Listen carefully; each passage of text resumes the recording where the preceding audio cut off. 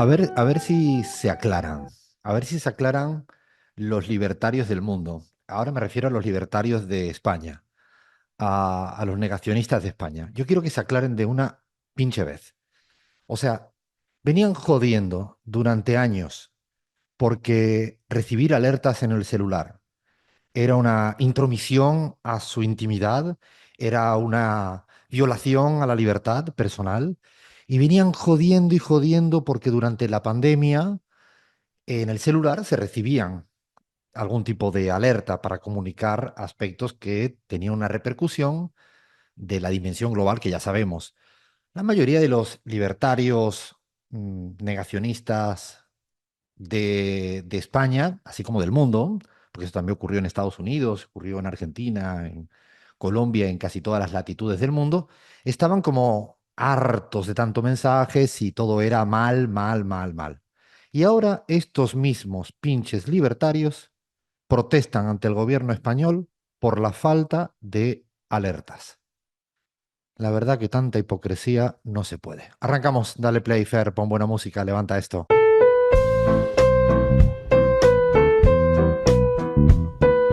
Hola, hola, hola, ay, ay, ay, qué buena, buena música, que vuelvo a mis orígenes pizarreros. Esto es la música que solo me la aplaudía mi Abraham Verduga, porque el resto ponía una cara como diciendo, ahora ya siento que ha habido un poquito de que o se han acostumbrado o es una suerte de sesgo de hartazgo, ¿no? Y es el sesgo de cansancio. Y decir, todo bien, Alfredo, dale con tu música esta. Es música valenciana. Es un grupo que ya hemos puesto más alguna vez en la pizarra, se llama Zoo. Esta canción se llama Curvellas. Es una canción muy reivindicativa y creo que Valencia no es casual que toque hoy en la pizarra. Tenía muchas ganas de escuchar a este grupo, que además tiene, por cierto, una canción sobre Palestina, hermosa también, y que merece la pena escucharla, este grupo tan valencià, y no es catalán del todo, habla valenciano, que tiene un pequeño matiz diferente al catalanismo de Cataluña. Por cierto, hablando de Cataluña, no quiero dejar de pasar, darle un fuerte, una abrazada molt fort, como dirían en catalán, a una persona que le tengo gran admiración y gran respeto intelectual y político. Se llama Gerardo Pisarello y se le ha ido su compañera muy prontito, muy joven. Y le quiero mucho a Gerardo y tenía ganas de decirlo al aire porque siempre le tengo gran respeto por lo que pelea y por lo que lucha. Además, un tucumano catalán muy interesante para los que no le conozcan, Gerardo, el gran Gerardo Pisarello. Molta forza, mucha fuerza para el gran Gerardo Pisarello. Qué ganas que tenía de hacer radio esta semana. O sea, además que tenía más ganas de hacer radio de lo habitual porque estoy en un proceso de desintoxicación noticioso durante la semana. Entonces, reviso un poco las noticias el viernes y sábado a la mañanita por si acaso estoy demasiado fuera de juego, pero es un proceso muy interesante para entender mejor las cosas. Qué contradicción, ¿no? O sea, a medida que te alejas un poco, te permite entender un poquito mejor las cosas, o yo creo que al menos la voy entendiendo un poquito mejor, pero qué semanita. El martes sí, el martes estuve reenganchado a la tele, 3 4 de la mañana. Ahí le decía a Crismar, pero ¿quién gana, quién no gana? Crismar no ha dormido esa noche. Y yo decía, pero Cris, por favor, vete a dormir. Crismar seguía, dale que sí, que gana. No, tenía clarísimo. Desde el principio teníamos clarísimo que, lo dijimos la semana pasada, insinuamos que estaba todo muy igualado, pero no éramos no estábamos muy de aplaudir a. Ahora lo vamos a analizar. Y voy a saludar a la banda, voy a saludar a toda la banda que hace la pizarra posible con una pregunta muy directa y quiero una respuesta fresca y directa. Y no me deis vuelta, no me hagáis una, iba a decir una gallegada, me iba a meter yo solo en un problema, una andaluzada si queréis, para que nadie me eche nada encima. Que por cierto, el otro día me encontré un señor de Málaga, por Rivadavia, en pleno Buenos Aires. Me llamó la atención, un malagueño, pero una cosa rarísima. Sí, Fla, yo sé que tú conoces Málaga, tú y yo nos entendemos, Fla. Sí, sí, bueno, voy por ti, Fla, directo. Empiezo. De qué temática harías una película si tuvieras que hacer una película en tu vida? De amor, Alfredo, siempre de amor. Madre mía de mi vida, esto es. A ver, Bahía Luna, temática para una película que tienes todos los dotes, todo el presupuesto, todo, una película en tu vida. Espionaje y servicios de inteligencia, Alfredo. ¿Cómo te gusta la rosca, hija mía? Madre mía de mi vida. A ver, Cris, momento película. ¿De qué se trataría? Siempre una comedia y si es romántica, mejor al feo. Come- Siempre por ahí. Comedia romántica, espionaje, amor. A ver, lean que te tengo miedo. Película, película que me lanzarías. Criminología victoriana del siglo XIX. ¿Pero qué dices? ¿En serio? ¿Estás hablando en serio? No, en serio, lean. Existen películas de eso, o sea, Obvio que recomiéndanos sí, una. Alfredo, obvio De que amor haría una... también, Cris, un montón. Y es Ay, más, ay, ay. pediría que me dirija Francis Ford Coppola, mínimo. Entonces ya tenemos abierta la pregunta hoy. Fla, ¿por dónde nos pueden escribir para contestarnos esta pregunta, para hacernos otras preguntas a nosotros y a nosotras, para insultarnos siempre con la máxima creatividad posible, sin que me llamen gallego, sin tener nada en contra de gallego? Esto cada día se alarga más, ¿no? Cada día pongo más comas y sigo. O sea, ¿por dónde nos pueden escribir? Lo pueden hacer por Twitter, Alfredo, que estamos como @lapizarra, Instagram o Facebook como Radio La Pizarra, y si quieren ahora en vivo vernos las caras y comentar en vivo y en directo, twitch.tv/Alfred Serramansi. Estamos hasta en la sopa y además le tengo que dar las gracias a la cantidad de gente que nos escucha semana tras semana. Le hacemos un poquito de caso a los datos de audiencia, no todo el caso. Siempre tienen sus dificultades para medir, lo respetamos, pero tienen sus dificultades para medir. Y lo que sí es cierto es que los datos de audiencia nos siguen dando muy buenos. Este mes pasado fueron altísimos y estamos muy contentos y contentas por estos datos y también por el cariño que nos muestran en redes, en la calle, en el día a día, por ser familia pizarrera. Así que gracias porque no podríamos hacer radio hablando como boludos y boludas aquí solitos y solitas. Esto no tendría sentido. No sería radio, sería más propio de un manicomio, pero es radio porque hay otra gente al otro lado de ahí que está ahí escuchándonos y interlocutando con nosotros y con nosotras. Y tenemos un menú fantástico. Fla, ¿te lo sabes? Porque lo hemos cambiado como 7 veces en la mañana. ¿Te lo tienes clarito? Me lo sé, me lo sé, me lo tengo clarito. Vamos a hacer una vuelta al mundo donde vamos a estar pasando por México. Vamos a seguir con Bolivia después del tremendo análisis que se mandó Gaby la semana pasada. Lo pueden ver también en nuestras redes que lo colgamos. Seguimos ahí un poquito con Bolivia. Vamos a hablar de Alemania en nuestra vuelta al mundo. Y por supuesto, no podíamos dejar de hacer el mini especial de la vuelta de Trump. No vamos a hacer como los libertarios que decidieron hacer una fiesta de que volvió Trump a Estados Unidos. Yo creo que va a ser un poco distinto acá. Pero bueno, vuelve Trump a Estados Unidos y vamos a analizar un poquito eso. Argentina, la relevancia de Cristina Fernández de Kirchner. Ecuador, ruta de elecciones 2025.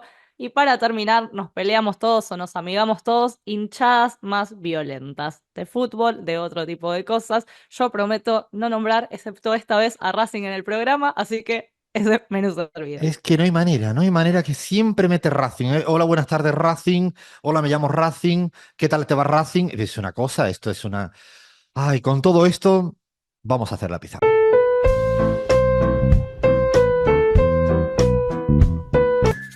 Y vamos a dar nuestra particular vuelta al mundo, como siempre, como casi siempre, el epicentro, el centro de gravedad en nuestra queridísima América Latina, aunque hay que echar una mirada a todo lo que rodea a la región, porque todo tiene que ver con todo.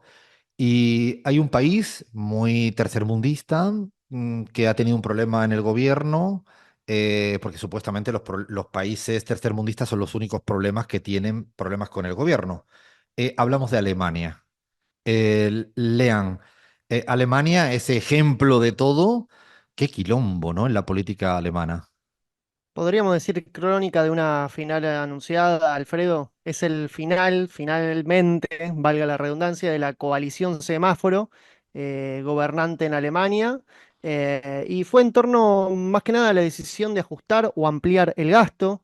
Va a haber moción de confianza en enero, en la cual se va a decidir si se le da el voto de confianza o no al canciller actual Olaf Scholz. Y muy probablemente eso desemboque en elecciones anticipadas. ¿De qué hablamos cuando hablamos de coalición semáforo gobernante en Alemania? Bueno, es la coalición de partidos que gobierna actualmente en Alemania, encabezada por la socialdemocracia alemana, seguida por los liberales alemanes y por los verdes también alemanes. Juntos los tres conformaron un gobierno que estaba sostenido muy poquito, ¿no? Con muy pocos consensos, y la verdad es que la gota que rebalsó el vaso es la crisis económica económica que atraviesa el país en estos últimos años, el ascenso de la extrema derecha en las últimas elecciones de septiembre, que por ejemplo le dio muy buenos resultados en los estados federados de Turingia y Sajonia, obtuvo resultados históricos desde la caída del nazismo, allí la ultraderecha alternativa por Alemania, y finalmente hay una gran caída de la popularidad, sobre todo también del partido de los verdes alemanes, que resultaron siendo una gran decepción por su apoyo a la guerra contra Ucrania y por algunas que otras posturas bastante polémicas también en torno al genocidio en Gaza. Lo cierto es que el canciller alemán, el socialdemócrata Olaf Scholz, quiso dar un golpe de autoridad, le pidió la renuncia este miércoles a su ministro de Finanzas, que era el líder del Partido Liberal, Christian Lindner. ¿Por qué? Porque básicamente Lindner quería llevar a cabo un programa de austeridad y Olaf Scholz quería ampliar el gasto en este contexto de crisis económica muy grande. Sí, Alfredo. ¿Qué tiempos difíciles para la socialdemocracia a nivel global? Luego hilaremos esto con lo que está pasando, lo que ha pasado en Estados Unidos, ¿no? Pero ¿qué tiempos complicados tiene la socialdemocracia cuando ni siquiera es firme con la socialdemocracia? Porque ni siquiera es que son firmes con la socialdemocracia, porque incluso son tan moderados hasta con su propio corpus ideológico. Y el Olaf Scholz está teniendo problemas. Y es cierto que ahora hay un diferencial con respecto del gasto, pero durante estos días, y pasa lo mismo con los verdes, que no sabemos para dónde vas, y además con un modelo ultra fragmentado cada vez más en la Alemania, ¿no? De hecho, es probable que los liberales puedan estar pactando con la centro derecha en la próxima elección, ¿no? Es probable que nos encontremos a una situación Exacto, paradójica, sí, digo, sí, si sí. uno mirara la política con cierta linealidad, ¿no? Sí, Alfredo, hay que tener en cuenta que el principal partido de la oposición hoy por hoy es la CDU, el partido que, por ejemplo, llevó al poder a Angela Merkel, que la tuvo durante tantos años al frente de la Cancillería, algo que hoy nos resulta tan lejano en el tiempo que un líder político se logre asentar en el poder tantos años, ¿no? Bueno, eso representó en su momento Angela Merkel, esa estabilidad política para Alemania que hoy está muy, pero muy lejos. Si bien la CDU, la centroderecha, salió victoriosa en una gran cantidad de ciudades, lo hizo también la ultraderecha. Vimos como Alemania se empezó a teñir de derecha en su mapa, salvo algunas que otras ciudades en las cuales logró cierta estabilidad la socialdemocracia y los verdes, pero sí las últimas elecciones de septiembre mostraron ese giro a la derecha en Alemania que dejó muy, pero muy debilitado al gobierno actual y se han crispado los debates internos, sobre todo al modelo económico, ¿no? En un momento en el cual la industria alemana, por ejemplo, la industria automotriz alemana está muy en crisis y ante encima una eventual victoria de Trump, o sea, una efectiva victoria de Trump que quizás de algún modo va a afectar negativamente a la industria alemana con aranceles. Y de hecho, además tienen una discusión con el modelo económico, pero hay una volatilidad de la importancia de los partidos. Hace muy poco tiempo se hablaba de Die Linke, ¿no? El partido de la izquierda alemana, Sí. como si fuera posibilidades reales de llegar al poder. Después se habló de los verdes, casi en un momento pensábamos que iba a ser presidencia asumida de Alemania. Hoy en día parece que vienen de capa caída. Salió la ultraderecha, pero tampoco sabemos cuánto tiempo le va a durar a esto. O sea, fragmentación y volatilidad es pareciera una caracterización de muchos modelos políticos, también el alemán, y efectivamente pues iremos viendo, parece que será en noviembre, ¿no? Las elecciones presidenciales próximas, veremos a ver qué ocurre. Que por cierto, además, no es el único país de Europa que ha adelantado elecciones, porque Irlanda, creo que en el día de ayer también planteó abiertamente las elecciones presidenciales, que tampoco sabemos qué va a ocurrir porque venía cayendo mucho en popularidad su presidente, uno de los admirados del señor Javier Milei, después de una caída supuestamente de impuestos, al menos eso es lo que ha pregonado él. En el caso irlandés, fíjense que hay elecciones para todos los lados. Y por cierto, la semana pasada también hubo elecciones que se nos pasó, que lo habíamos dicho en privado nosotros, en un lugar donde tú conoces bien, ¿no, Leán? Sí, así es. No me pregunten por qué, creo que no hay tiempo para desarrollarlo, pero en algún momento en 2019 estuve en Moldavia y sí, efectivamente, así Rusia no está muy atravesada por un país que formó parte de la ex Unión Soviética y que tiene dentro de su país un territorio que no es reconocido por casi ningún país de la Unión Europea, por ejemplo, o de Occidente, que es la República Separatista de Transnistria, que reconoce Rusia, por ejemplo. Y ahí hay una disputa muy importante, una disputa territorial, una disputa también cultural y simbólica en Moldavia, que vamos a ver cómo se resuelve en este contexto de guerra, de guerra en Ucrania. Veremos qué pasa también en Moldavia. Que al final ganó la candidata más oficialista, ¿no? A pesar el Exacto. prorruso se quedó a poco en la segunda vuelta, cuando no se sabía qué iba a ocurrir. Bueno, yo diría que la candidata más pro occidental, más pro organismos internacionales tradicionales, ganó un poco, más ajustado de lo que a veces ellos planteaban, pero sí ganó. No voy a decir el nombre porque me va a salir peor imposible. Y si ya me cuesta trabajo hablar en inglés, imagínense no sé si es moldavo o como carajo se diga. 3 idiomas tienen los moldavos, así Ah, que bueno, o guarda. sea, sí, mejor me callo, exactamente, cuando ya voy a patinar no en la ola del desconocimiento absoluto, pero sí. Y bueno, queríamos dejar una línea, dado que hoy no está con nosotros nuestra Gaby Montaño, que le mandamos un abrazo muy fuerte. Hablo de Bolivia, cómo no. Semana complicadísima de Bolivia una vez más. Se levantaron humanitariamente los bloqueos, las declaraciones del ministro Castillo, el ministro de Gobierno del presidente Luis Arce, sigue subiendo de tono, me parece que están dispuestos a cualquier cosa.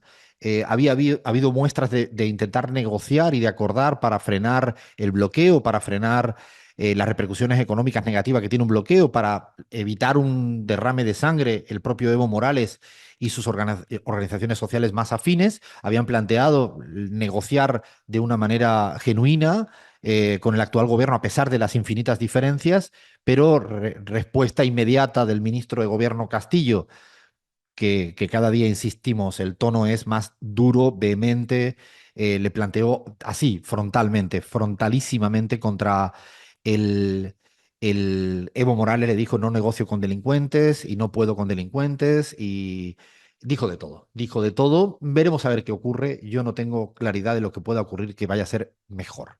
No tengo claridad que vaya a ser mejor. Seguimos sufriendo semana tras semana porque ojalá no suceda, pero siento que hay un interés por parte de Castillo y del gobierno de Luis Arce de querer tener a Evo Morales preso y, o mejor dicho, inhabilitado y el más incluso proscrito. La verdad que si me lo llegan a contar hace 4 años, que cumple justamente en el día de ayer la asunción de la presidencia de Luis Arce, no me lo llego a creer, me hubiera costado demasiado. Así que hablaremos de Bolivia, desgraciadamente digo, lamentablemente, porque no son buenas noticias próximas semanas. Tomamos aire, tomamos agua, tomemos lo que tomemos para seguir en la pizarra.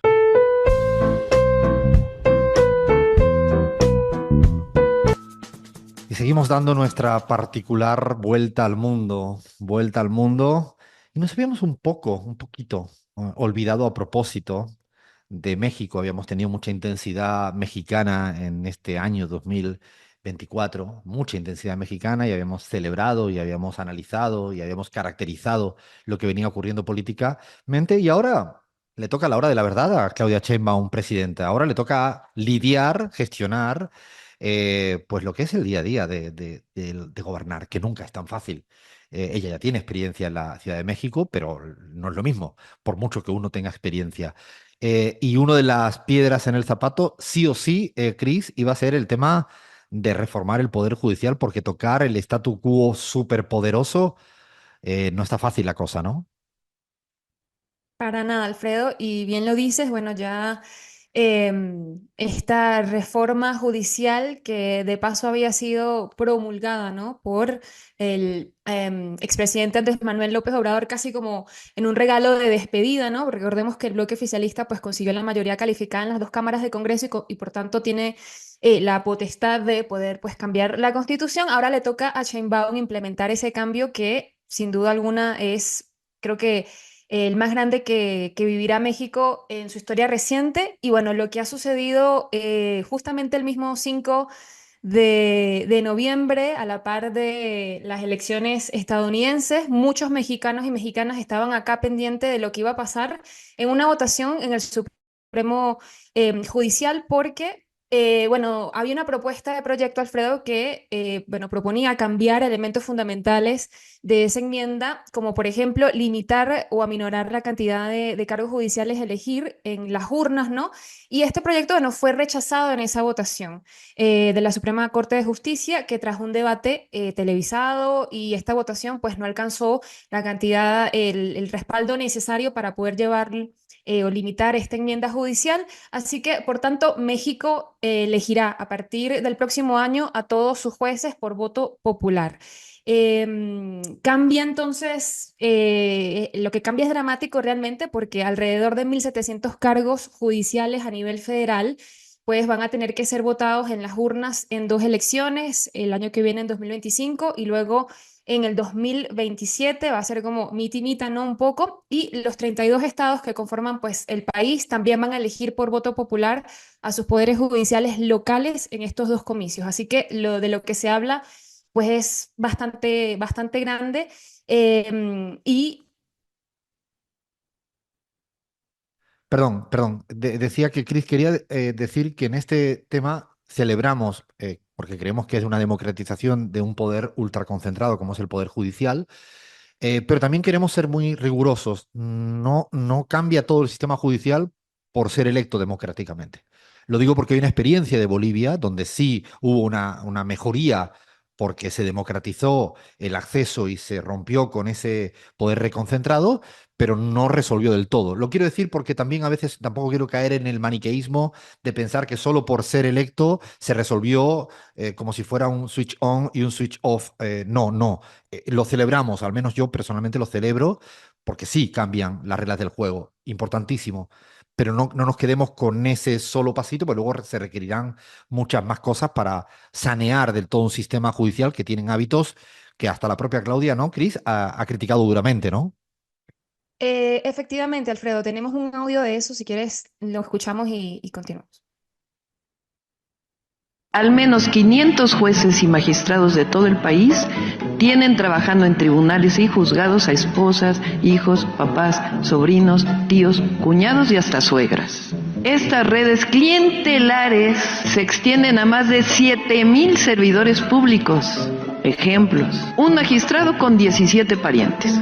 Guanajuato, en donde 38 de 46 titulares tienen familiares, que equivale al 82.61%. En Colima, de 199 empleados, al menos 136 tienen parientes, lo que representa el 68.34% del total de plazas. No, Jalisco, el virreinato de los hijos, así le llaman ellos, Jalisco ocupa el primer lugar nacional en contratar a los hijos de jueces y magistrados. En este circuito hay 33 juzgadores que tienen en el mismo Poder Judicial Federal a 54 de sus hijos. ¿Cuál carrera judicial?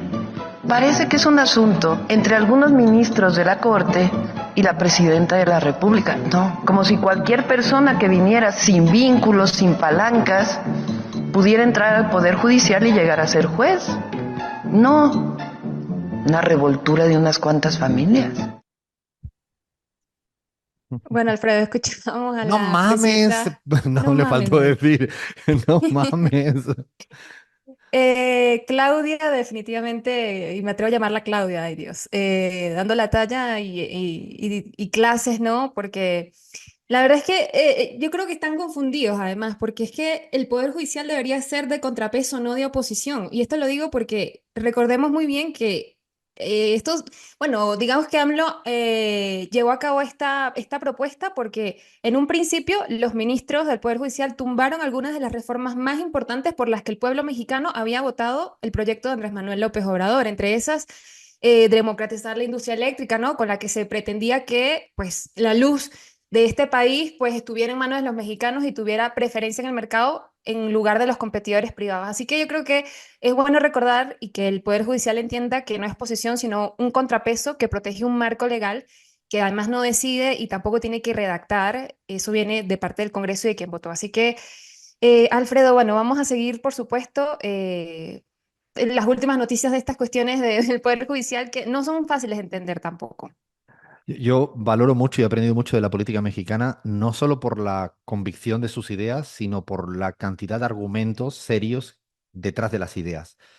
Claudia, para exponer esto, y por eso queríamos pasar este audio que me parecía muy bien elegido por parte de Chris, empieza a demostrar una suerte de la familia judiciale, ¿no? O sea, cómo hay una familia literalmente y lo demuestra con números. Es importante eso para al final ganar el relato y los argumentos. Eso me llama siempre para bien la atención de que no solo dicen que es un poder reconcentrado, sino explica con números después de ¿no? una radiografía muy grande al Poder Judicial. Y sí, claro, es desde nepotismo, familia, conflicto de intereses, y como bien me quedo un poco con las palabras de Chris, de que no son oposición, tienen que velar por amortiguar, ser un contrapeso, ¿no? Encauzar dentro de la Constitución, pero no pueden estar llevando en la contra a lo que dictamina la ciudadanía mexicana, pues para eso se presenten y creen un partido. Ya me gustaría a mí ver algún tipo de informes de los que ha planteado Claudia Sheinbaum para cualquier otro país de América Latina. Yo me encantaría. Si alguna de las personas que nos está escuchando lo tiene sobre Argentina, Colombia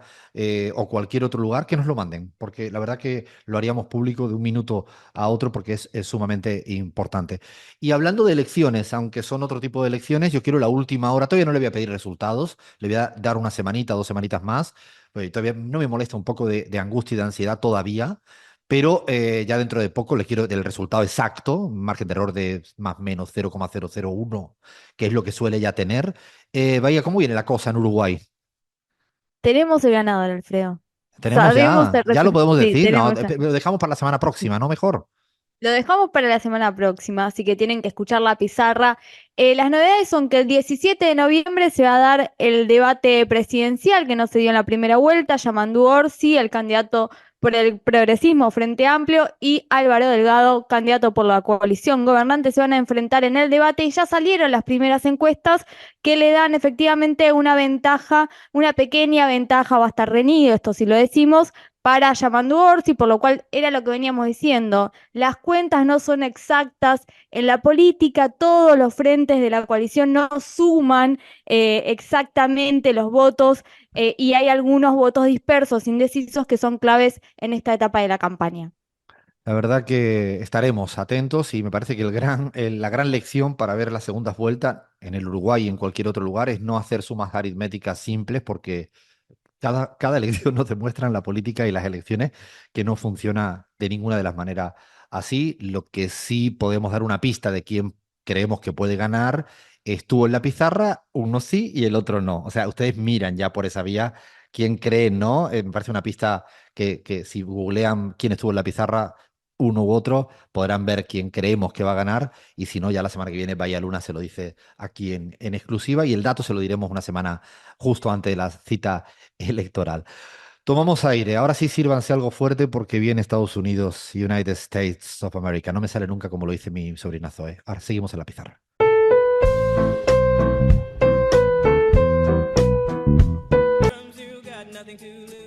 Como en la pizarra podemos hacer cualquier cosa, le voy a mandar un abrazo y estoy con ganas de darle abrazo a la gente. Un gran amigo mío, Arnau Mas, que me hizo descubrir esta música de Tracy Chapman allá en otros siglos, cuando vivíamos en Bolonia, en Italia, juntos.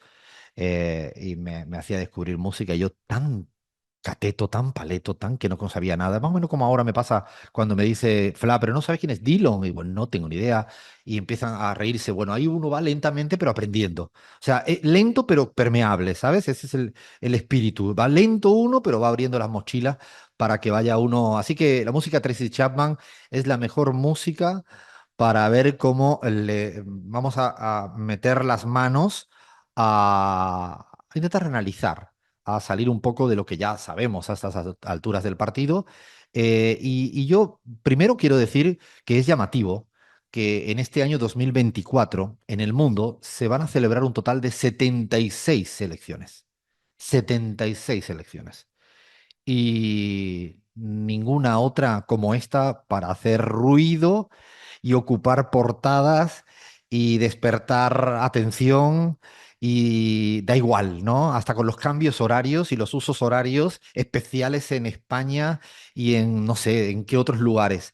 Qué elección tan importante por razones, eh, no sé, cómo diríamos, esperadas, ¿no? De la repercusión que tiene un hegemón como es Estados Unidos. Chris, después de haber seguido durante semanas lo ocurrido, ya sabemos quién ha ganado, que ha ganado por goleada. Esto ya está más que dicho. ¿cuáles son tus lecturas, tu interpretación, tu análisis respecto a lo sucedido en la victoria, insistimos, pues aplastante, sin lugar tipo de dudas, reconocida por todo el mundo de Donald Trump? Ay, Alfredo, qué miedo. Yo digo que paren el mundo, que me quiero bajar. Porque ustedes saben lo que es que Trump va a abrir el Mundial de 2026. O sea, eso es lo primero que yo No, pensé esto no lo cuando... sabía. Espérate un momento, pero esto es muy Claro, importante. Este es el dato más no importante. sé.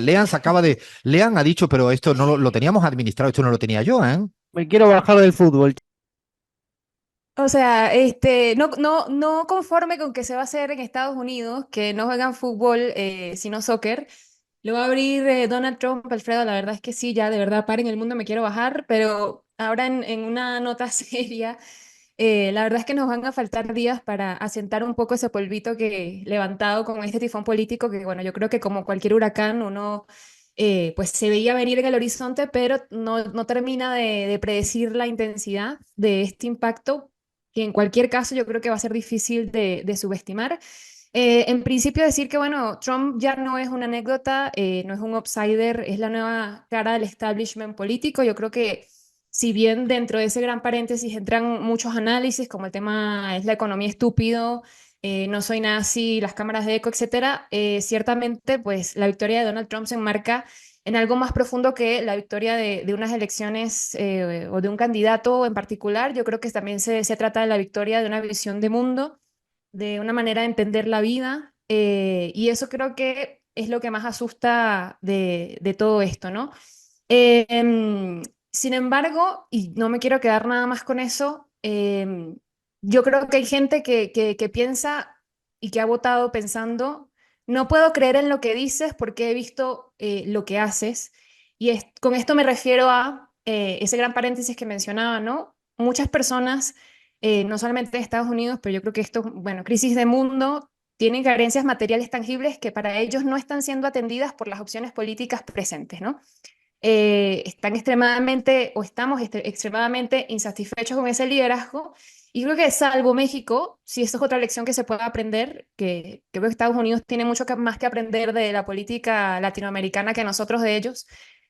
Todos los partidos del mundo, en el poder más bien, en el mundo, cuando comenzó esta inflación post-pandémica, un poco perdieron, independientemente de su inclinación ideológica, de lo que de sus proyectos políticos, han perdido, ¿no? Por esto, el 73% de las personas que enfrentaron dificultades debido a la inflación, solamente por la inflación, votaron a Trump. Y yo quiero pensar que aunque hay esta visión de mundo, eh, optimistamente quiero pensar que Trump sería mucho menos atractivo si la gente pudiera tener, o más bien no tuviera que tener 3 trabajos para poder pagar el alquiler, si hubiera atención sanitaria disponible, gratuita y de calidad, si no tuviera que elegir entre comida o medicamentos o endeudarse con las tarjetas de créditos para poder hacerlo, ¿no? Yo creo que a la gente hay que darle algo por lo que votar y no solo algo en contra. Porque ¿por qué tendría que hacer la cola del centro de votación después de un turno de 8, 12, 14 horas a alguien con los pies cansados para recibir las mismas políticas, pero ahora con otra cara, ¿no? Con la cara de una mujer, la cara de una mujer negra, la cara de una mujer que ha pasado por los 3 poderes, pero que sigue sin representar una opción real, ¿no? Y yo creo que también además hay un discurso paternalista, como si la gente no entendiera sus propios bolsillos y sus propias preocupaciones existenciales como para pensar en otras cuestiones. Y lo segundo es que, bueno, no soy nazi, porque la apelación política de identidades que hemos visto, mucha gente ahora se sube en esta onda de criticar al voto latino y tal, pero esta apelación de política de identidades y la amenaza del fascismo, que fue el principal mensaje de campaña de Harris, bueno, no resuena con gran parte de esta población. Los demócratas, y esto es un dato muy revelador, perdieron 10 millones de votos. Entonces yo también siento que Estados Unidos no se volvió más derechista de repente, sino que simplemente abandonó un partido que no le representa.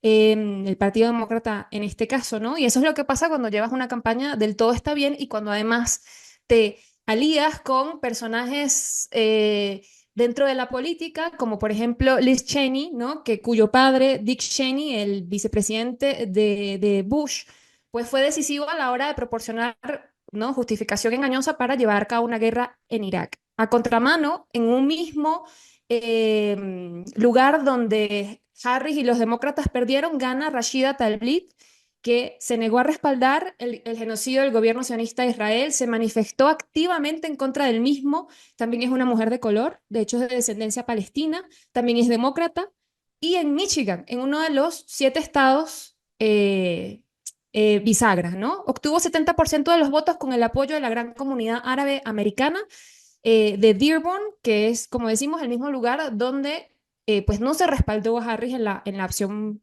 eh, presidencial. Yo creo que escuchando a Chris, y me parece que siempre hemos intentado en la pizarra mostrar siempre que no hay una única razón para explicar los fenómenos políticos con correlato electoral. No por ser como muy riguroso, no, no es una única razón.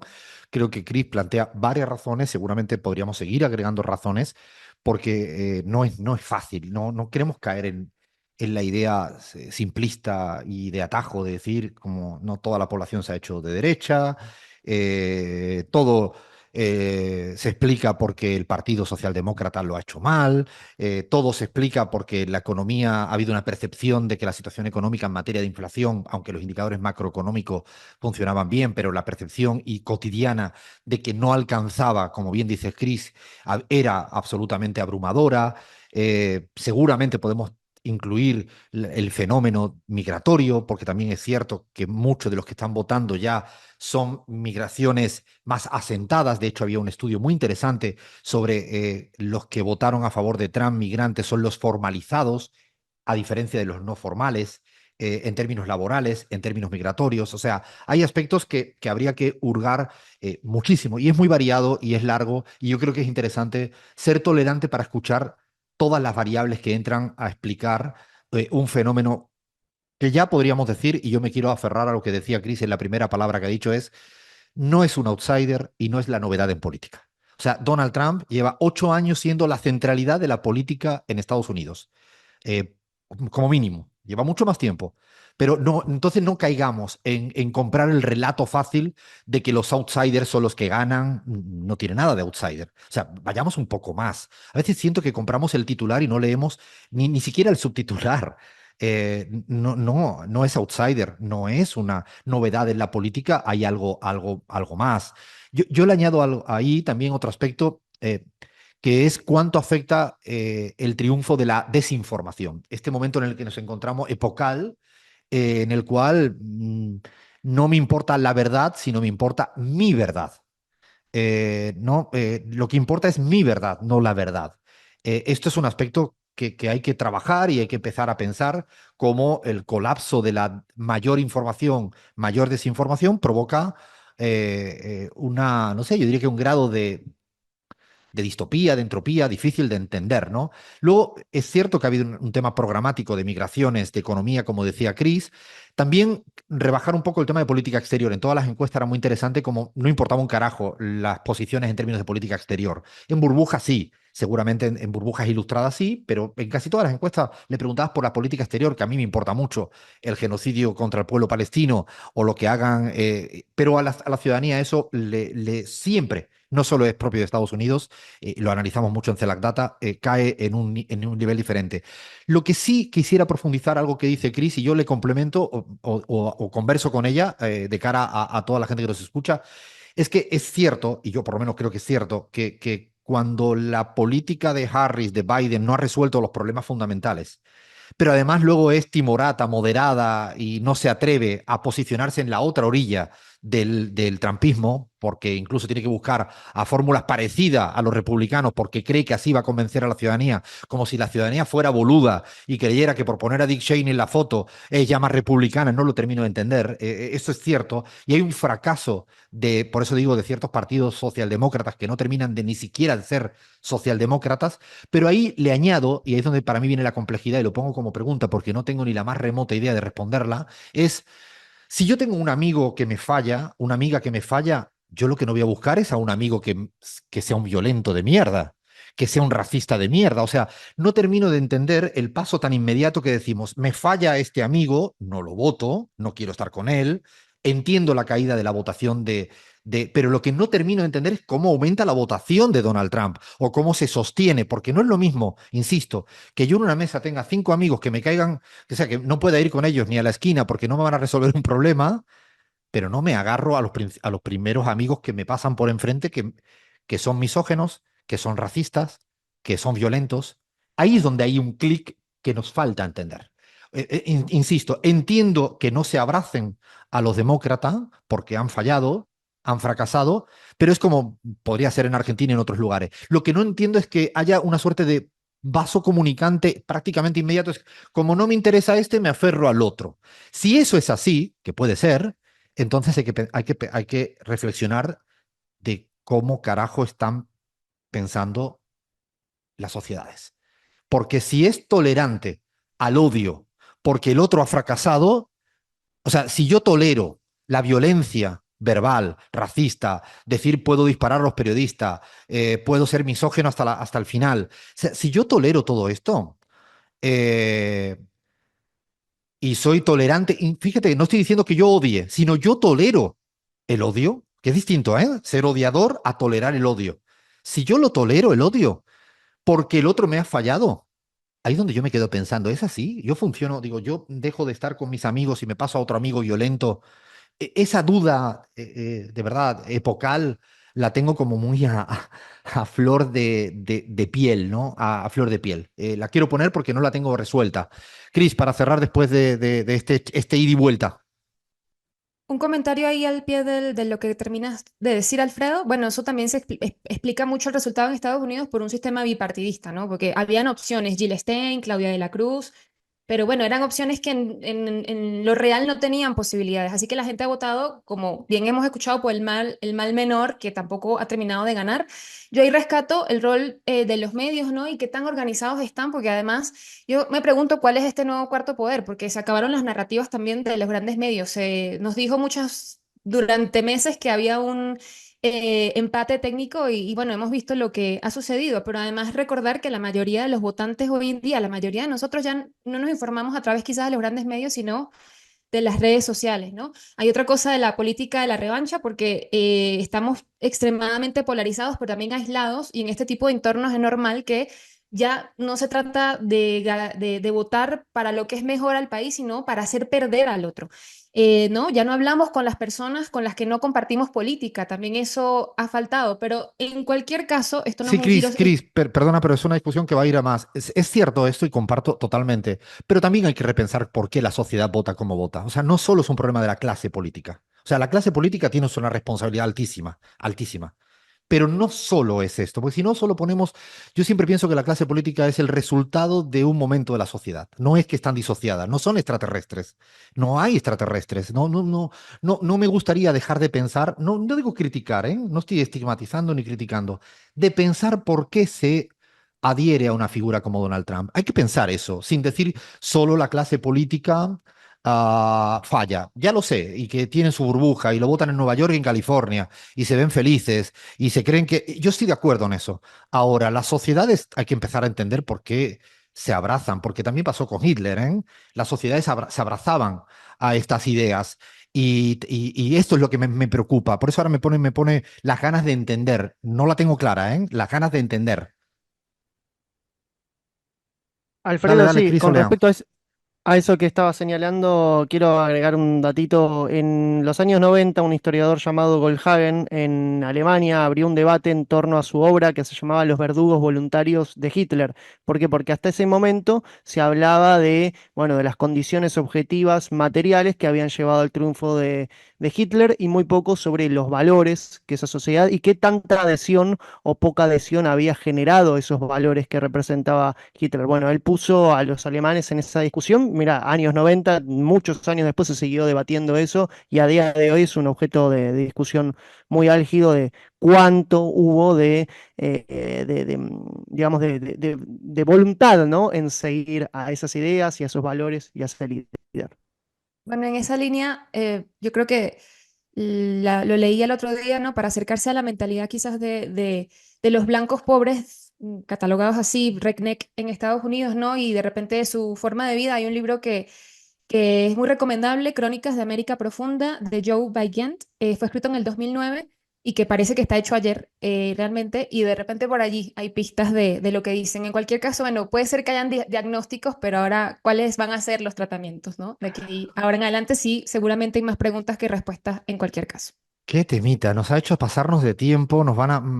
es verdad, pero es que tocaba este buen debate.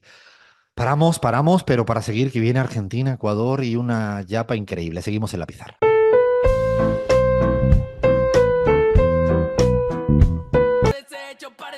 Qué hermosa música para abordar la Argentina. La verdad es que la música siempre está muy bien seleccionada para cuando llegan las curvas difíciles a las cuales los pizarreros, las pizarreras siempre nos enfrentamos. La enfrentamos con mucha deportividad y con mucha, al menos con ganas de hurgar más allá de la capa superficial. Y esta semana de la Argentina con nuestra propia agenda. Esa sí la intentamos siempre sostener, más allá de, no sé, cuáles han sido las tendencias de Twitter esta semana en la Argentina. La verdad que no he estado muy atento. Tampoco he estado muy atento a las portadas de las noticias. No sé muy bien si se habló mucho de las roscas, si se habló mucho de la de roscas, si se habló mucho de... No, no he estado tan al tanto. Tenía muchas ganas de pararme un poco. Y ustedes saben que hoy, 9 de noviembre, han pasado 12.963 días. Repito, 12.963 días. Desde que un 14 de mayo de 1989 Cristina Fernández resultara electa como diputada provincial en Santa Cruz. Casi 13.000 días. Y si ustedes ahora googlean y ponen Cristina Kirchner en Google, le aparece que en menos de 27 segundos, 0,27 segundos, perdón, 0,27 segundos, en menos de un segundo, Google le encuentra aproximadamente 10.300.000 resultados. Después de nada más y nada menos que casi 13.000 días de una figura política mujer, que no es un dato menor, mujer, que fuera electa allá por mayo de 1989.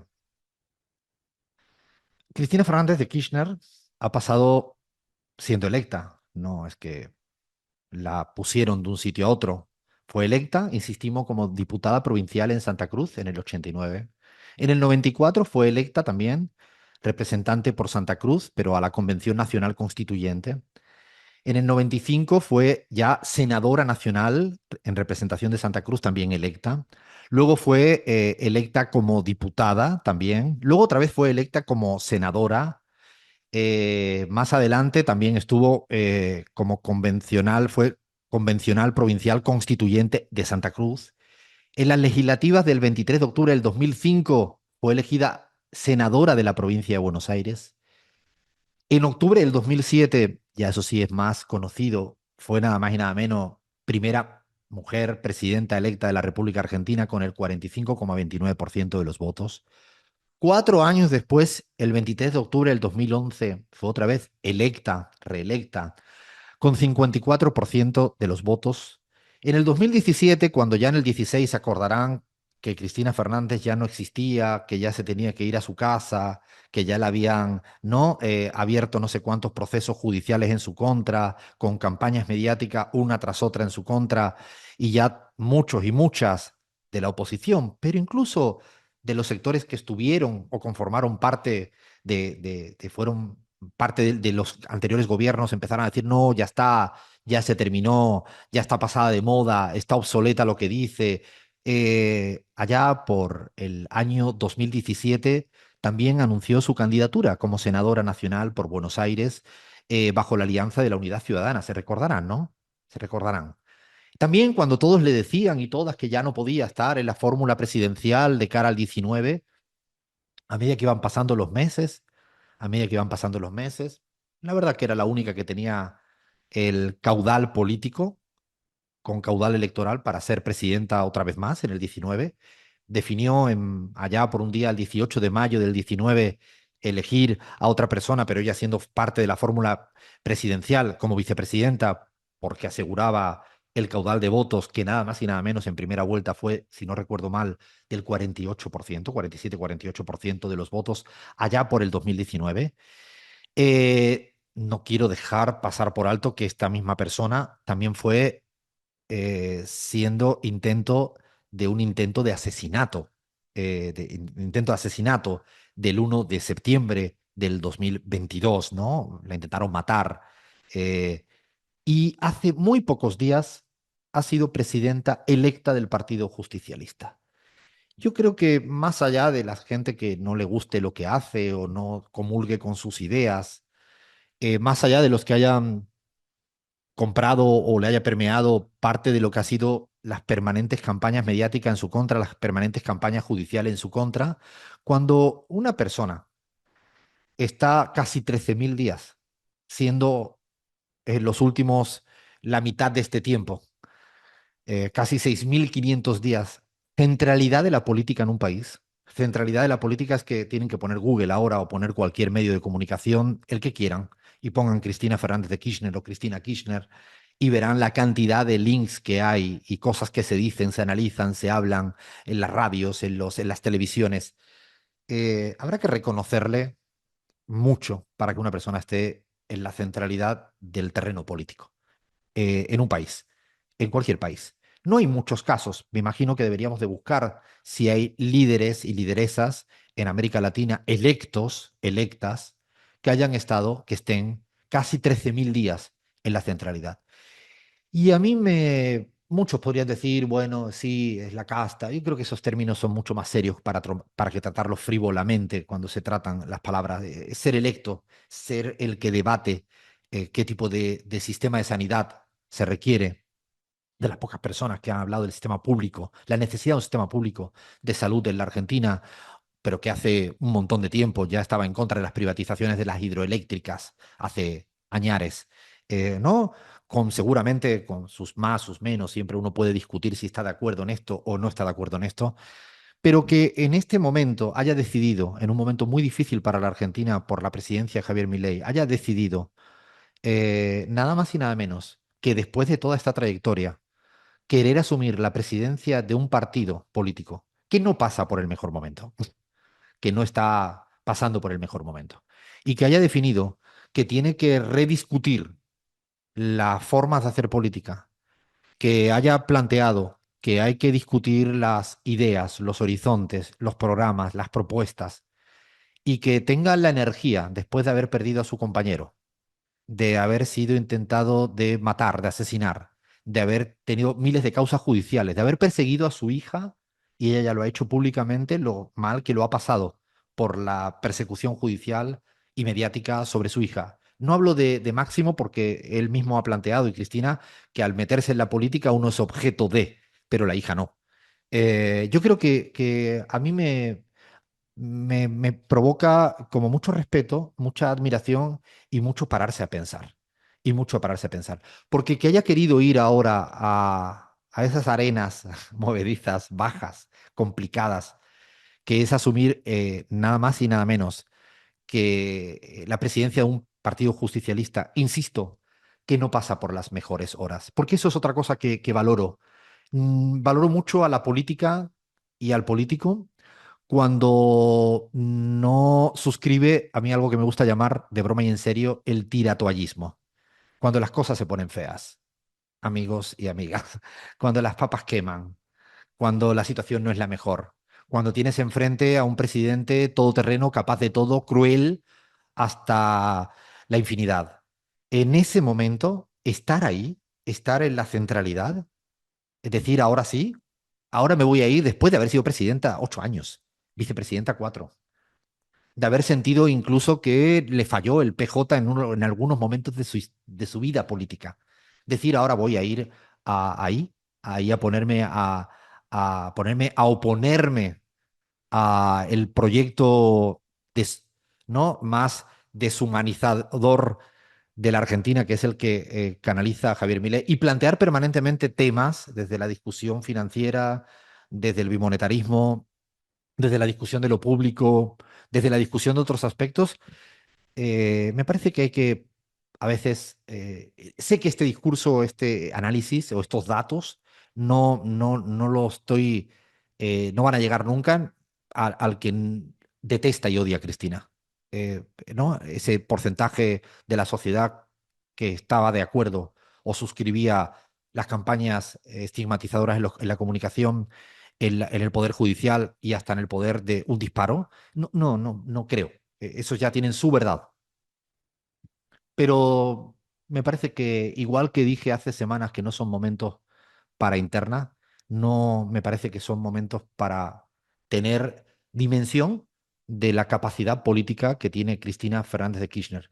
Es más, si después de 13.000 días en la centralidad de la política, miras uno una encuesta y piensa que todavía tiene el nivel de imagen positiva estable en el tiempo, que hace competitiva siempre electoralmente, pero que hace que sea centralidad política, porque es competitiva electoralmente por sí sola y cuando digo por sí sola, es la matriz de ideales que tiene Cristina Fernández de Kirchner. Es la matriz de ideas que yo sigo suscribiendo, son muchos y muchas las que adhieren alrededor del heterogéneo kirchnerismo. Y además es heterogéneo porque tiene que ser a medida que va pasando el tiempo, pero que la centralidad que ocupa Cristina Fernández de Kirchner, yo creo que es como para pensar, para dimensionar y para agradecer. Agradecer sobre todo cuando enfrente se tiene un señor como Javier Milei. Seguimos en la pizarra.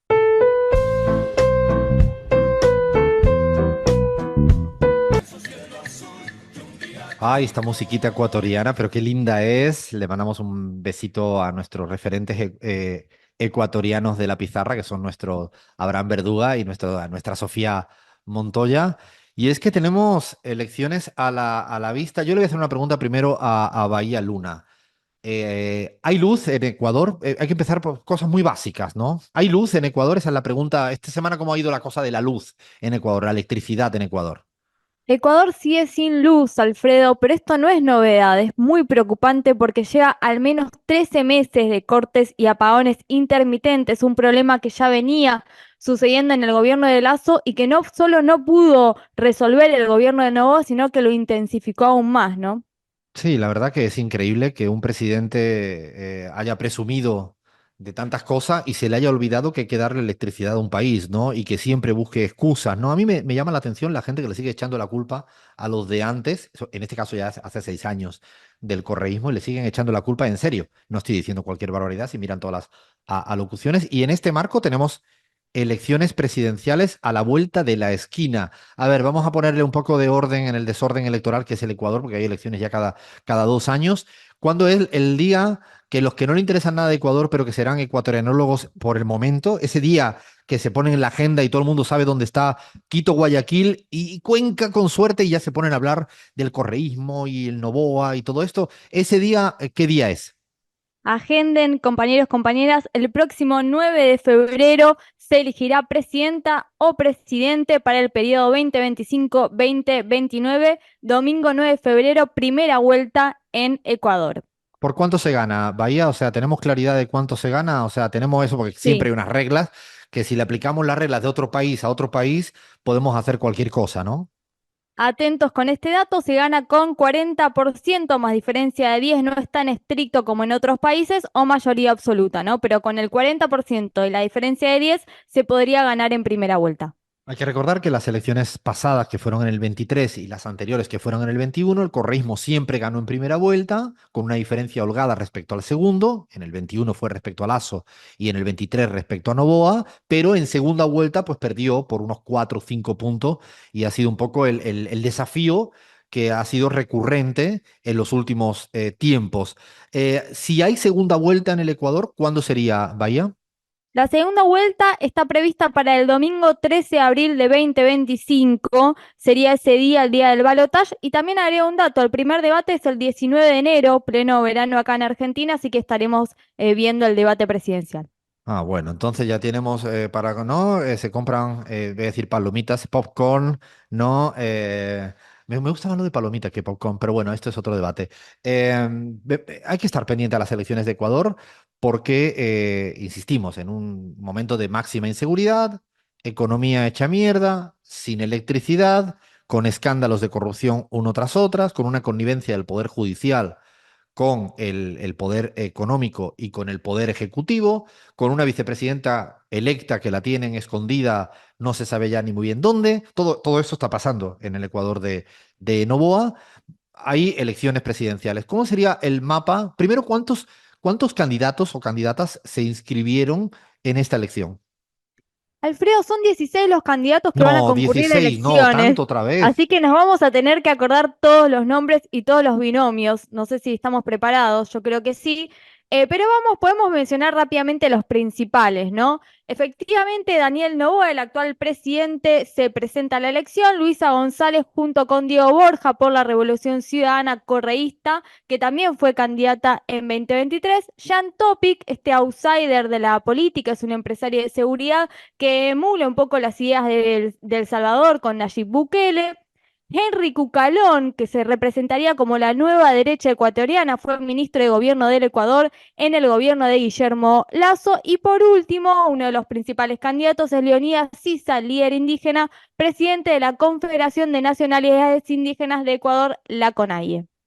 La verdad que es, como bien dice, vaya difícil de aprenderse todos, pero va a haber ahí elecciones. Yo lo que sí pareciera es que por ahora Noboa aglutina en este momento buena parte del voto tradicional de derecha, neoliberal, eh, y yo creo que vamos a tener a Noboa en segunda vuelta o no, dependiendo de si le aparecen otros candidatos que le puedan de alguna manera fragmentar ese voto. Hasta ahora siempre, en el 21 y en el 23, la derecha se fragmentó con candidaturas.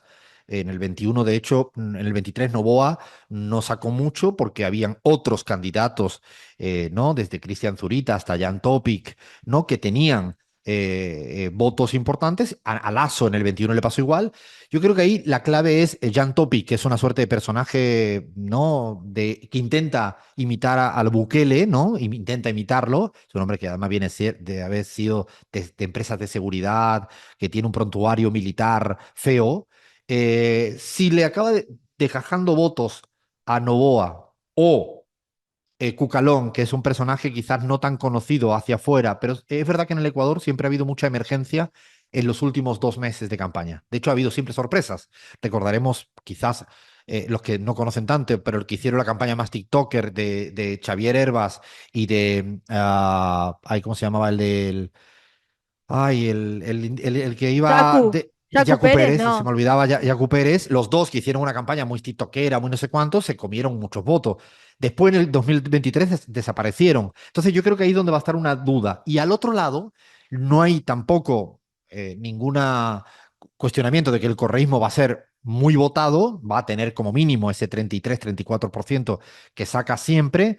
La duda que tendríamos hacia adelante es si todo ese voto alrededor del correísmo que espera a segunda vuelta para votarlo, si esta vez es seducido para anticipar el voto, es decir, que lo vote en primera pero no en segunda, no sé si me estoy explicando, ese 1,5 millones de ecuatorianas que en el 21 y en el 23 dijeron, en segunda vuelta te voto, pero en primera hago un voto cualquiera. Voto a Yacu, o en este caso sería voto a Leonidas Iza, voto a Granja, voto no sé, a Rabascal. Ahí para mí es donde vamos a tener el resultado electoral definitivo. Si Luisa González logra atraer o anticipar este voto en primera, tendría posibilidades reales de ganar en primera vuelta, siempre y cuando Noboa se fragmente también en su voto de la derecha. Vaya. No, lo último para agregar es que se renueva también la totalidad de la asamblea, que esto es un dato importante. Efectivamente, vamos también a tener que tener en cuenta la elección legislativa, ¿no? La verdad que sí, tampoco es un dato menor que se renueva toda la asamblea ecuatoriana, que además va cambiando todo el tiempo. Imagínense la inestabilidad política que llevamos 3 renovaciones de toda una asamblea para legislar en tiempo récord. Seguiremos, sí o sí, acercándonos a lo que viene pasando política y electoralmente en un país que queremos mucho como es el Ecuador. Seguimos en la pizarra.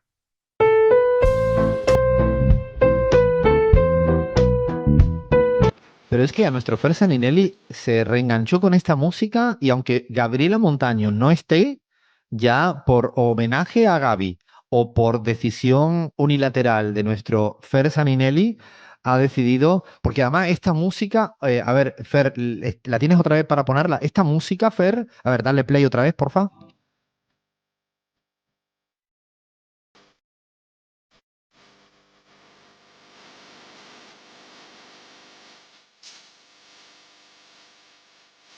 Lo que sí es cierto es que no sé cómo voy a hacer con esta música para hilvanar con lo que viene en la yapa. No tengo ni la más... O sea, si yo soy capaz de hilvanar esta música melosa, ¿no? Como diría Gaby, cortavenas, ¿no? Un momento yo me lo imagino a un señor en el alto tomando un Singani, ¿no? Después ahí, ¿no? O a una señora con pollera en alguna zona de la, no sé, de Sopocachi, de Miraflores, tomándose otro Singanazo, una, ahí llorando medio. Esta música, tú me dices, Lean, ¿cómo podemos hilvanar esto con nuestra yapa? O sea, dame una idea, Fla. A ver, decime, Fla, ayúdame. Así corta. Toda canción puede ser canción de cancha y estoy seguro que Leandro va a estar de acuerdo. Así Hicimos que una canción de Necesito cancha una con Sinead canción de O'Connor, chicos. cancha. por eso, chiquititas, tenemos de canción de cancha. Estoy segura que con Leandro te hacemos esta canción, canción de cancha en cualquier Ahí momento. háganla, de con O sea, esta, con dos listo, pero mujeres un ahora camino. al aire hay un compromiso con nuestra audiencia que Leandro y Dale Flavia. verde, dale verde. Yo ya te hice la de Chicago. O sea, es que es verdad, es una música que podría buscarse en letras de cancha. La verdad que la teníamos, esta investigación hecha hacía semanas, era las hinchadas más hijos e hijas de la gran chingada, ¿no? S- Duras, jodidas, ¿no? Habíamos hecho esta investigación y esta semana preparando la rutina con Chris, siempre preparándolo a última hora, más por culpa mía que por Chris, como siempre, y decíamos, vaya preguntando qué es la rutina. Esto lo tengo que contar entre telones, ¿eh? Esto es, vaya desde el lunes, quiere saber lo que se va a decir el sábado. Chris me lo pregunta el miércoles, el jueves, y yo el sábado, una hora antes del programa, le digo el qué. Esto se repite toda la semana y toda la semana sucede algo muy divertido. A mí me gusta, me divierte esto, pero es verdad que Chris sugería esta semana que por qué no tomábamos esa investigación que hicimos en su momento, porque esta semana han pasado cosas. Lean, yo no me he enterado qué ha pasado, o me he enterado muy poco de qué ha pasado. Descríbelo en una línea para contextualizar. Bueno, en una línea hubo enfrentamientos entre los hinchas del Maccabi Tel Aviv que fueron a ver a su equipo a Ámsterdam, enfrentarse y ser goleados contra el gran Ajax de Holanda. Y bueno, hubo enfrentamientos con simpatizantes de la causa palestina. Los hinchas del Maccabi Tel Aviv retiraron provocativamente unas banderas palestinas y después hubo violencia también que sufrieron ellos, muchos heridos. La verdad es que una situación catastrófica ahí en Holanda. Y lo que me gustaría señalar es que el Maccabi Tel Aviv es un equipo con fama de ultraderecha nacionalista, sionista en Israel, no tanto como el Beitar Jerusalén, que una vez hablamos de ellos, el Beitar Trump Jerusalén, pero sí hay una versión, tiene un clásico el Maccabi Tel Aviv, que es el Hapoel Tel Aviv, que es como el equipo más progresista, más de la izquierda, más inclusivo con palestinos. De hecho, juegan palestinos también ahí en el Japo del Tel Aviv. La verdad que es importante lo que ha pasado porque nos hace reflexionar también. Algo que no creo que haya, a lo mejor me estoy equivocando, Lea, no sé qué piensas tú y Fla, pero me parece que sería también un flaco favor pensar que este choque de hinchada se da porque hay un momento de Europa en contra de los israelitas. Yo creo que lo que hay es un choque de hinchadas por un lado, típico de choques de hinchadas fanatizadas, y por otro lado hay un problema de que no se está de acuerdo en gran parte de Europa, lo cual no se debe traducir en ningún tipo de violencia, con lo que está haciendo el gobierno de Israel contra el pueblo palestino, que no tiene nada que ver con el amor que le podemos tener a la cultura, a amigos, amigas, al pueblo judío en general. Yo creo que me parece que sería un flaco favor a veces. Yo por eso siempre intento decir el gobierno actual de Israel, no el que está haciendo este genocidio, no, el pueblo de Israel no solo me merece el respeto, sino tengo grandes y queridos amigos y amigas, pero es un problema muy típico, ¿no, Lean? De que está dando cada vez más en estos choques de hinchadas muy jodidas, ¿no? Sí, Alfredo, y también hay que señalar que hay algunas hinchadas que tienen fama de ser históricamente antisemitas. Lo han hecho, han tenido expresiones muy antisemitas a lo largo. Si me dejas empezar con este recorrido, que es el de hinchadas de fútbol fascistas en el mundo. si tenemos que hablar de la primera y de la gran hinchada fascista, era nada más y nada menos que la del equipo del cual se dice que el Duce era socio y fan, de la Lazio, estamos No, la hablando, Lazio de la Roma Lazio es de la Roma. peor de lo peor, ¿no? Muy duro, muy Exactamente, jodida. Alfredo, sí. Sí, sí, sí, el equipo de hecho tiene el águila imperial, el símbolo de Roma en su escudo, un símbolo que fue reutilizado luego también por los fascistas. Su lugar en el Estadio Olímpico de Roma, hablamos no todos los hinchas de la Lazio son fascistas, hay un sector que se los denomina los irriducibili, que se encuentran en el Estadio Olímpico de Roma, bueno, en el fondo norte, se autoproclaman nacionalistas de extrema derecha, no tienen ningún problema en decirlo. Y hablando de antisemitismo, en 1998, durante un derbi contra la Roma, los irreducibili sacaron una pancarta que decía Auschwitz, vuestra patria, los hornos, sus casas. Luego, en 2001, también sacaron otra pancarta que decía equipos de negros, hinchadas de judíos. La verdad es que no tienen ningún reparo a la hora también de insultar a sus propios jugadores si son negros. Y en 2017, por ejemplo, lanzaron unas pegatinas de Ana Frank con la camiseta de la Roma. A ver, el clásico entre Lazio y Roma se dice que los hinchas del Lazio, los irriducibili, les dicen despectivamente judíos a los hinchas de la Roma que tienen un perfil un poco más progresista. Un regalo sí, yo diría que en Italia puede ser la más dura de todas, ¿no? La del Lazio de Roma. A ver, sigamos con hinchadas de las duras, de las duras, de las más duras. Fla, ¿qué tienes por ahí? Tengo algo que me va a doler en el alma No hay que decirlo, porque decirlo, Fla, el no, no, equipo que yo no. decidí que era mi equipo de España hasta que leí esta investigación y me tengo que meter con el Atleti, me tengo que meter con el Atlético Madrid, hay que decirlo, me tengo que meter con el Frente Atlético, la hinchada del Atlético Madrid, que pasamos de fascismo a franquismo, la diferencia no hay, para hablar del Atlético Madrid, que fue considerado como el equipo más franquista durante la etapa en la que fue conocido, digamos, como Atlético Aviación. Más o menos por 1968 se constituyó la barra, que inspiró su nombre incluso en el falangista Frente de Juventudes, o sea, había una relación entre el falangismo y el Frente Atlético del Atlético Madrid, y si bien fueron expulsados en 2014, todavía siguen entrando los ultras a la cancha y han protagonizado agresiones, por ejemplo, al ex arquero del Atlético, así que todavía algo vigente hay ahí, aunque bueno, espero pensar que el Atleti cambió su ideología, pero el Frente Atlético de esta hinchada de ellos sí se los reconoce como la hinchada más franquista de Yo España. comparto contigo, Fla. Es un equipo que me cae muy bien, el Atlético de Madrid, muy bien. Además por todo, la trayectoria, no solo que es antimadridista en la cancha, cosa que me fascina que sea anti-Real Madrid, pero me cae muy bien y además ahora con el Cholo me gusta, pero es cierto que su hinchada es durísima. De hecho, hace muy poquito estuvo incluso la parte donde estuviera al frente Atlético. Quitado, no pudo entrar. Estuvo, de hecho, hace 2 semanas o 3 semanas fue una discusión por los gritos racistas contra Vinicius y además con todo lo que le tiraron a Courtois en un partido del derbi del Madrid. O sea, yo por eso digo que me gusta mucho el Atlético de Madrid, pero no me banco nada a esta hinchada fascista que no hace bien, de hecho, a lo que representa un poco los espíritus colchoneros, como le llaman allá al equipo del Atlético de Madrid. A ver, ¿qué más, Leán? Bueno, si querés nos vamos para Inglaterra, Alfredo, un país donde los hooligans en su momento, en tiempos de Margaret Thatcher, hacían estragos. Y los Headhunters del club londinense Chelsea eran uno de los grupos más hooligans más temidos de Inglaterra y en parte un poco lo siguen siendo porque en el año 2017 alrededor de 50 de estos hooligans, estos hinchas del Chelsea, participaron en una protesta islamófoba alrededor de una mezquita en Londres. Y luego en 2020, 3 hooligans fueron condenados por haber atacado en la vía pública al periodista Owen Jones, que es abiertamente gay. Y también en un duelo por Champions increparon a una persona negra en el metro de París en la previa a un duelo con el PSG. Así que los Headhunters de Chelsea siguen siendo temidos y muy racistas. No sabía yo de que los del Chelsea, la verdad que no tenía ni idea de en Inglaterra la Premier League, además otra liga que me gusta mucho, muy futbolero yo. No sabía. ¿Quiénes son los más de izquierda? ¿Lo sabes, Lean? No sé si lo hemos preparado o lo tenemos por ahí preparado. No sé si, o Chris, que sabe algo más del fútbol inglés, tampoco que tengamos la profesional. ¿Hay alguito de hinchada más de izquierda?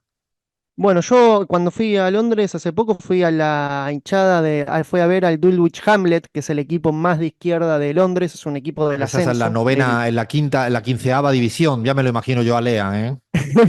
Están en la cuarta división, pero sí es un equipo que, por ejemplo, recibe a refugiados de todas las naciones. Hay jugadores de origen sirio, jugadores de origen argelino también. Hay jugadores, es muy abierto a la comunidad inmigrante y tiene una ideología abiertamente de izquierda, muy pro derechos LGBT. Así que creo que ese es el equipo más de izquierda. Luego también el West Ham tiene una tradición obrera muy importante que un poco en el tiempo se fue desdibujando, pero sí se puede decir que es un equipo muy de la clase obrera londinense.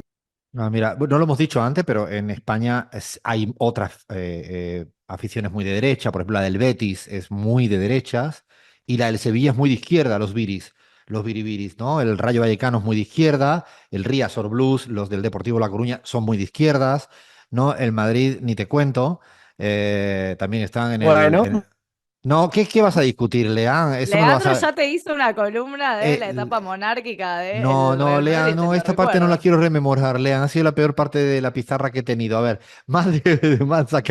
sácame de aquí, ¿más de Europa, Lean, o nos vamos para América Latina? Ustedes deciden. bueno, en Europa podemos decir que las hinchadas más de ultraderecha están en Europa del Este y esto no es casual porque la ultraderecha en Europa del Este la verdad que hace estragos. Y por ejemplo, si nos vamos a los más temidos, tenemos que irnos por ejemplo, a los White Boys Club del Dinamo Kiev de Ucrania. Ellos saltaron a la fama durante el Euromaidán, era una fuerza de choque de estas protestas. Luego unieron sus fuerzas con el batallón Azov durante la guerra del Donbass en 2014 y 2015. Ahora, actualmente, los White Boys del Dinamo Kiev forman parte de las milicias ultraderechistas que son abiertamente neonazis, que se enfrentan a los rusos tras la invasión de Ucrania y tienen un enfrentamiento abierto con los únicos ultras de izquierda en Ucrania, que son los del Arsenal Kiev. Cada vez que se arma ahí un derbi entre el Arsenal Kiev y el Dinamo Kiev, se mete muchísimo la política. De hecho, en su momento estos ultras estaban muy enemistados con el dueño anterior del club, que era Igor Surkis, que era un socialdemócrata ucraniano, así que en la política en Ucrania y en el fútbol ucraniano está muy, pero muy atravesada, Alfredo, y bueno, los más ultraderechistas son los del Dinamo Kiev.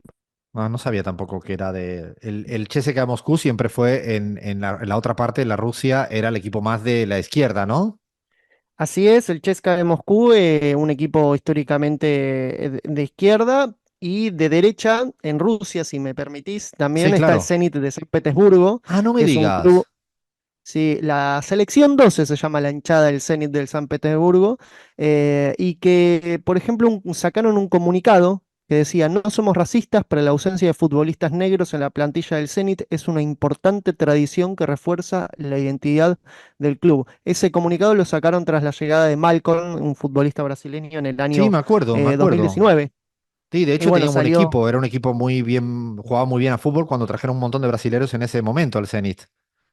Claro, también jugó Leandro Paredes, el argentino Leandro Paredes ahí en ese Zenit. Y bueno, la selección 12 no estaba nada contento con esta llegada de estos jugadores brasileños por su historia y tradición racista. Vámonos a Brasil, Fla. A ver, cuéntame en Brasil cómo vienen las hinchadas y no quiero que te dejes llevar por tu final. O sea, intentemos ser lo más objetiva, güey, te No veo tenemos venir. nada de Te veo venir Cruzeiro ahora para para decirle algo decir. al Cruzeiro solo porque quieres ganarle. No tenemos nada de Cruzeiro para decir, pero sí vamos a hablar un poco de Palmeiras y de Gremio, dos equipos de Brasil. En Palmeiras, en 2018, se viralizó, digamos, un video que protagonizó la hinchada del club Palmeiras, en donde entonaban un cántico homofóbico. Básicamente decía que Bolsonaro iba a matar a todas las personas, o sea, un canto homofóbico abiertamente. Después de un partido sí contra el Cruzeiro, pero el Cruzeiro no tuvo nada que ver. Y más de una vez cuando ingresó al estadio Bolsonaro fue ovacionado por los hinchas, como diciendo, ah, qué bueno, bienvenido señor Bolsonaro a nuestro estadio, cosa que también sucede con Gremio, ya que la hinchada de Gremio fue criticada muchas veces por la vinculación con grupos tanto de ultraderecha y por el uso de símbolos y eslóganes con connotaciones fascistas en Brasil cuando Bolsonaro estaba ascendiendo al poder. Así que esos son los dos equipos en Brasil que ahí más encontramos, justamente en época de bolsonarismo también, ¿no? Todo lo contrario, Corinthians, ¿no? Que serían los que yo sé que ahora ya podemos hablar de Corinthians normal, pero este es nuestro equipo, ¿no? Es de Lean y mío. Somos muy de Corinthians nosotros. Es un equipo que nos cae bien, ¿no, Lean?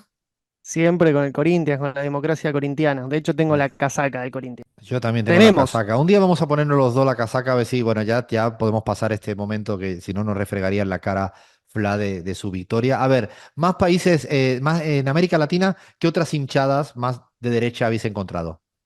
Bueno, yo me meto con este Lean para dejarte un final, no América Latina, pero uno que queremos decir, pero sí encontramos en Argentina particularmente, que si bien no encontramos una hinchada abiertamente fascista, de ultraderecha, etcétera, sí podemos nombrar los cantos xenófobos que se dan todavía muy en día en la hinchada de Argentina, ¿no? Tanto River, San Lorenzo, el propio Racing, etcétera, los grandes tienen muchas canciones xenófobas y racistas contra Boca Juniors, a los quienes tratan de negros, de bolivianos, a quien critican a la hinchada. Y hoy en día sí hay que decir que los partidos se paran cuando suceden estas situaciones, pero las hinchadas intentan no dejar de cantarlas.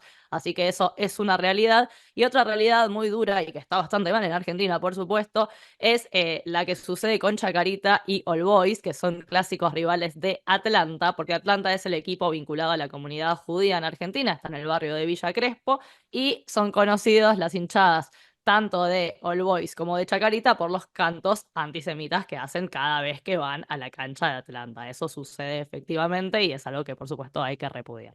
Ah, no sabía lo de Chacarita que era así, no tenía la claridad de esto, ni idea. ¿De Ferro sabéis algo? Porque es el equipo que estaría cerca de donde yo estoy. ¿Tenemos algo de Ferro? No se Yo de, atreven, yo de no Ferro, se de Ferro lo que atreven. te puedo decir, Alfredo, es que es un equipo muy periodista friendly. Le mando un saludo a todos los periodistas que son hinchas de Ferro, así al ¿Hay pasar muchos? Mariano Martín, Berkovich, hay varios, Diego Pietrafesa.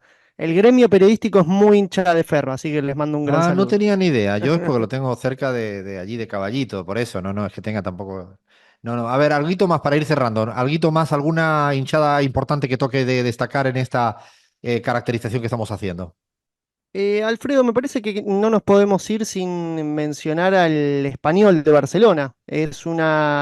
Supo ser una hinchada amiga de los ultra sur del Real Madrid, una hinchada también muy de derecha, y quizás los hermanaban a estas brigadas blanquiazules, como se autodenominaban, su duelo a muerte con el Barcelona. Ellos aparecieron a mediados de los 80 y fueron en algún momento un grupo muy numeroso y muy temido en toda la península ibérica. Recientemente, en 2023, salieron a la luz los hinchas ya no eran las viejas brigadas blanquiazules, pero sí salieron a la luz porque invadieron el campo de juego tras un Barça español en medio de la celebración de su rival por la liga. Si bien ya no se autoperciben así brigadas blanquiazules, este episodio recordó a esos tiempos realmente violentos, que eran una agrupación de abierta adscripción ultraderechista, hijos de familias adineradas de la zona alta de Barcelona, y de ellos, uno de ellos, Frederic Rouquier, fue asesinado en 1991 por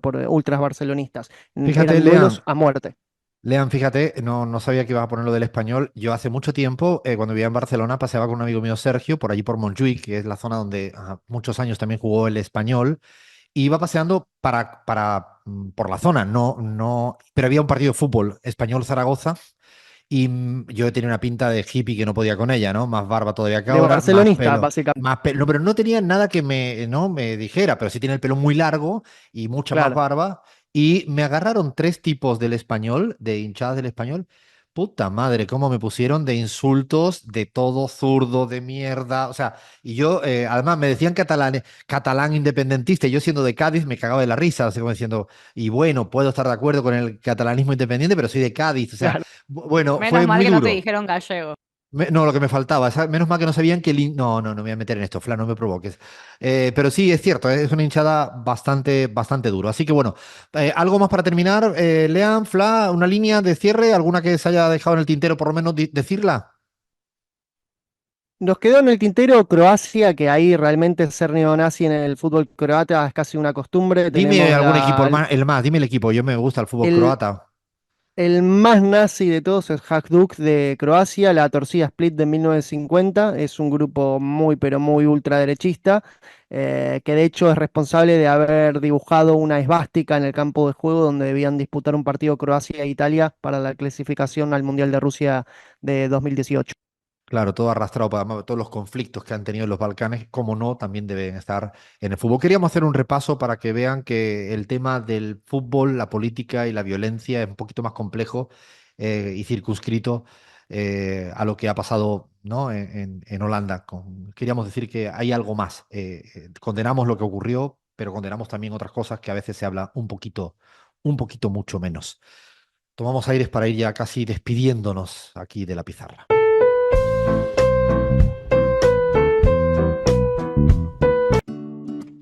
Musiquita de Drexler, que significa que nos tenemos que ir ya despidiendo hasta la próxima semanita. Ir recogiendo todos los bártulos y cachivaches que hay por aquí encima de la mesa, de que cada uno tenemos encima de la mesa, por ahí Cris en México, ahí el trío porteño con, ¿no? nuestra extensión en la provincia de Buenos Aires. A Gaby le mandamos un abrazo muy fuerte. Nos tenemos que ir despidiendo. A mí se me había olvidado, y lo quiero decir porque no sería justo, en Bolivia lo vamos a analizar, pero entre otras cosas, el Tribunal Constitucional parecería que ha cerrado la puerta a que Evo Morales pueda ser candidato presidencial. ¿Vale? Lo digo porque fue ayer a última hora. Vamos a seguir analizando esto, pero quería dejarlo encimita de la mesa en el marco que estamos hablando de proscripción, ¿no? Inhabilitación y proscripción, inclusive ir un poco más lejos con el caso de Evo Morales, pero se me había olvidado decirlo y no quería dejar de decir algo tan importante. Lo que tampoco se nos puede olvidar, Lean, es que le demos gracias al listado interminable que hace posible lo imposible, que esto salga al aire. Sí, Alfredo, le agradecemos a Fernando Saninelli en la edición de sonido de La Pizarra, en la edición de video Iván Soler, en la operación técnica de Radio 10 Sebastián Merani, en la de Radio Pichincha Carlos Minango, en la operación de YouTube de Radio 10 Leandro Bazán, la producción de Radio 10 Cristina Chiesa, edición de sonido Charlie Cacabielo, servicio informativo Martín Burgue, musicalización Javier Fábregas, coordinación Cristian Carballo, dirección general Sebastián Pedrón, y ya llega Pablo Ladaga en la continuidad. Quédense escuchando radio porque pero siempre es la mejor compañía a cualquier hora, en cualquier momento. Estén haciendo casi todo. O sea, casi todo, un ratito de radio ahí te acompaña, está cerquita, te hace pensar, te evoca, te imputa, te alegra. Es linda la radio, siempre es linda la radio. Además, uno es, ante todo, oyente de radio. Tenemos que dejar dicha, escrita, como siempre, nuestra palabra en la pizarra. Lean, Avanti. avanti. Crismar. Escuchar. Escuchar, mira, hablando de radio. Vaya. Charly García. No, pero ya estamos. Esto es una palabra. Bueno, está bien, Charly García. Aquí ya podemos decir lo que queramos. Besos a nuestros novios, novias, novies. O sea, todo vale todo. O sea, a ver, Flavia. Colchonero. Colchonero. Mira cómo le salió a ella. Y a mí una palabra que lo escuché en una canción de Drexler de esta semana, que es acurrucar. Qué palabra más hermosa, acurrucar. Es muy bonita. Hasta aquí llegamos. Eso sí, vamos a decir la amenaza presente. Somos la pizarra y hemos venido para quedarnos.